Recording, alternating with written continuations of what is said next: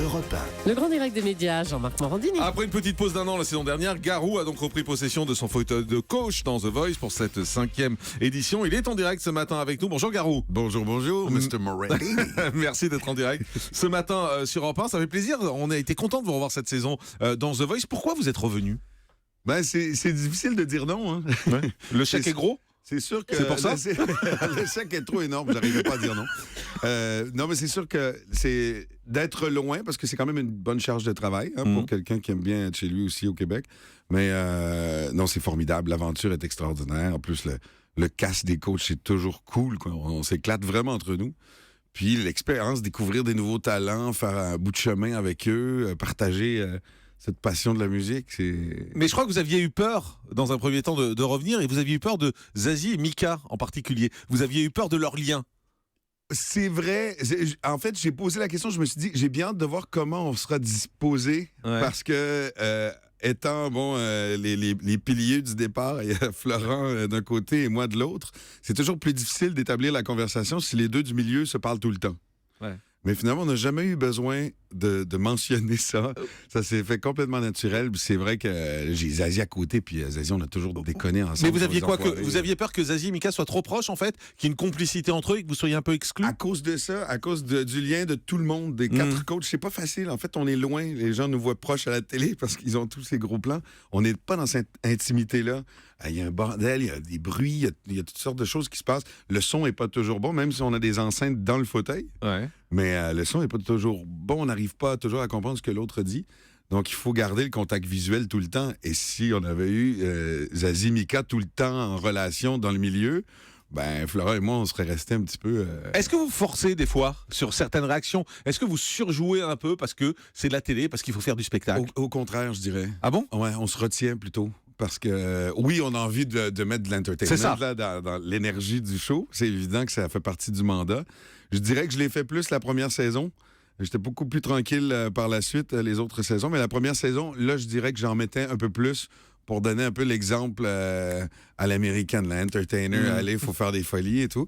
Non, c'est plutôt dans la retenue parce que des fois, on a souvent l'impression d'en faire trop. Parce qu'on se doit de parler. On n'a pas l'habitude de faire un show de télé où... au départ, il n'y a pas d'animateur. Pas parce que Nico, c'est pas bon. Parce que Nico, c'est pas sur scène avec nous dans les premiers shows, dans les auditions à l'aveugle. Et on est livrés à nous-mêmes.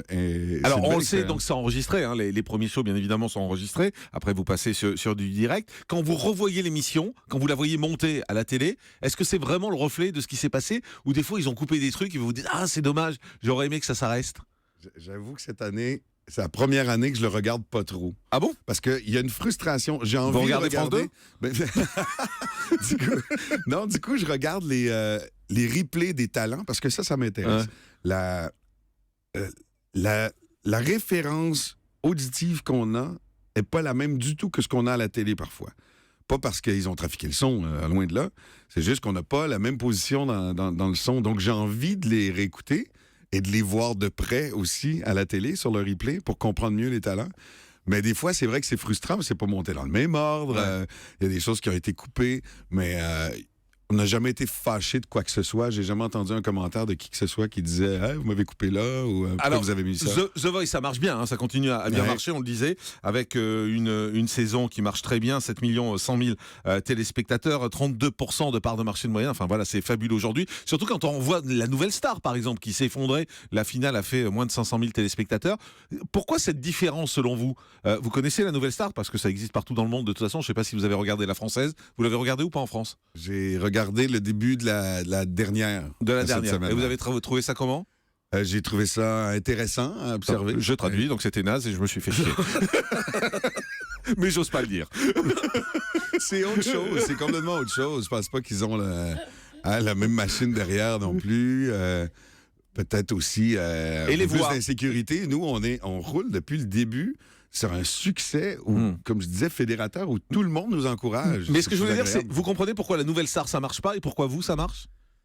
Il y a évidemment la mécanique du jeu est quand même exceptionnelle sur The Voice. Je pense qu'elle est arrivée juste au bon moment. En plus, dans un pays comme la France qui avait besoin de réécouter un peu des voix et de se nettoyer les oreilles parfois. Puis en plus, il y avait le casting de coach, le budget, la machine derrière, tous ces gens passionnés qui sont là, qui vont dire oui, The Voice, ça m'intéresse. Et les voix, est-ce que le casting des voix de The Voice n'est pas meilleur que celui de la Nouvelle Star? Quand vous avez entendu les candidats, est-ce qu'il y en a un sur lequel vous seriez retourné? Ben, je pense qu'il y a beaucoup de candidats qui ont fait les deux, qui ont fait des auditions de The Voice et finalement sont retrouvés sur la Nouvelle Star. Et pourquoi pas, tu sais? Et parce que c'est un peu le chemin à prendre aujourd'hui pour devenir c'est la vitrine. Un mot encore, donc demain soir c'est la demi-finale. C'est important pour un coach de gagner en finale?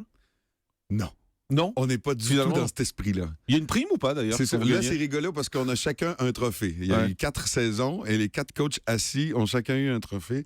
Donc, il y a le petit côté de rigolo de dire c'est qui va avoir son deuxième. Mais on n'est pas très compétitif. On est très captivé par les talents des autres équipes aussi. Puis on s'encourage tous. Non, vous avez une prime ou pas quand vous gagnez? Non, pas du tout. Même pas? C'est pas comme au foot? C'est qu'on fait le JT de TF1 le jour d'après. Ah bah c'est pas mal. C'est pas mal. Les autres ont congé. Exactement. Pour les autres, c'est repos. Un mot encore, parce qu'on va continuer à vous voir à la télévision pour la fête de la musique en particulier. Ouais. C'est vous qui allez présenter la fête de la musique sur France 2 cette année. Défi. Ah ouais, ça c'est un super défi parce que vous allez être présentateur tout à coup. Je vais être présentateur, mais je veux pas être un chanteur qui devient présentateur. Je veux vraiment être un chanteur-présentateur. Donc je veux qu'il y ait de la musique. C'est ça qui m'intéresse évidemment dans le show, dans ce défi-là.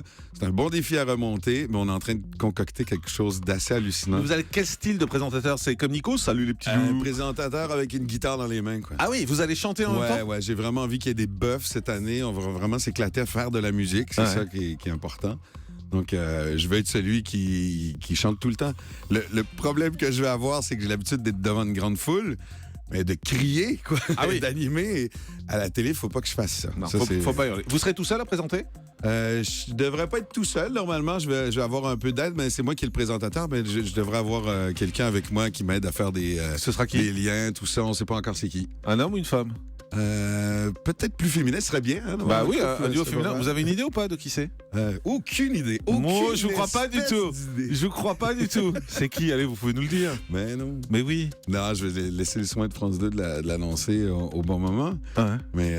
Mais juste comme ça entre nous. Je suis très heureux. Dites-le tout doucement, oui. C'est une fille.